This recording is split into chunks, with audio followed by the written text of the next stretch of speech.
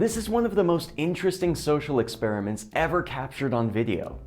Back in 2015, an episode of the National Geographic show Brain Games opened with a surprising social experiment. The woman in purple was told she was getting a free eye exam, then waits in a room full of paid actors. Every time a beeping sound occurs in the waiting room, the paid actors stand up. The show producers wanted to see if the woman in purple would follow the behavior of everyone around her. The results were not only disappointing, but shocking. After 3 beeps, she not only begins mimicking their behavior, but after the paid actors leave, more unsuspecting participants arrive in the secret experiment, and they too begin to mimic the behavior of the young woman who had been programmed by the actors. After being asked why she was doing it and learning it was because she thought that's what she was supposed to do because everybody else was, literally all of the other subjects of the experiment began performing the same behavior.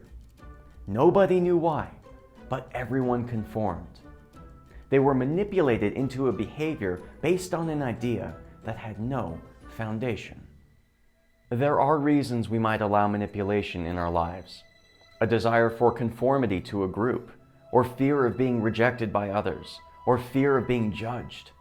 At the heart of all these reasons, though, lie key insecurities you might carry about your own beliefs, which leads you to trust others who appear more confident than you. It's understandable. It's the reason we call others experts on a topic where they might be more informed than us. They possess knowledge which you haven't yet understood. So you invest your trust in the knowledge and ultimately in that person as a source. So now, without fully understanding an idea, like the woman in purple, you become wholly convinced that the idea is true, and therefore you feel more secure in your world.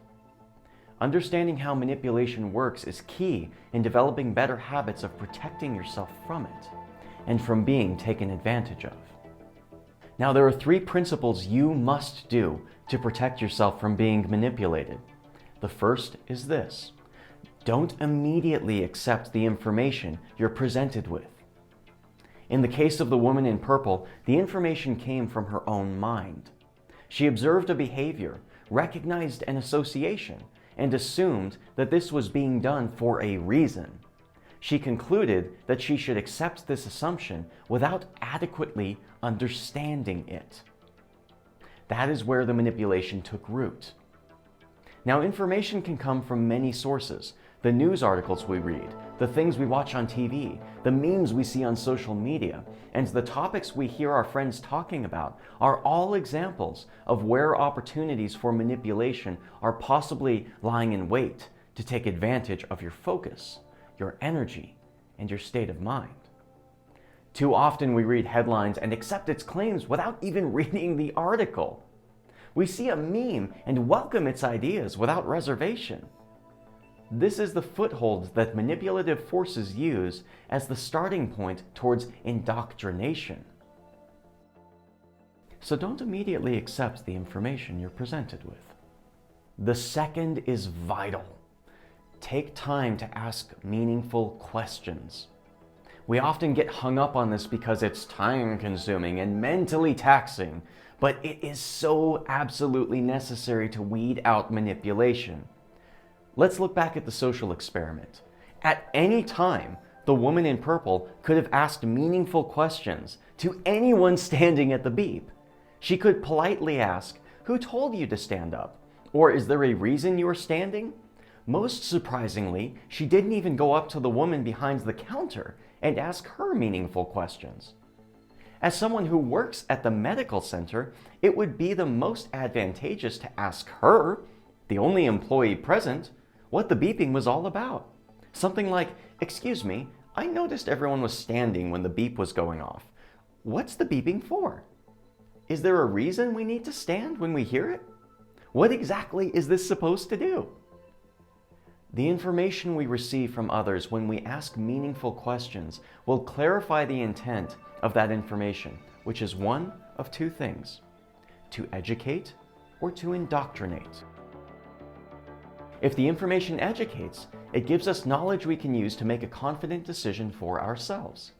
If it indoctrinates, it sets an expectation of thought that we are obligated to accept. If her answer is, "That's just our policy," you can keenly see it is setting an expectation of thought for the woman to accept.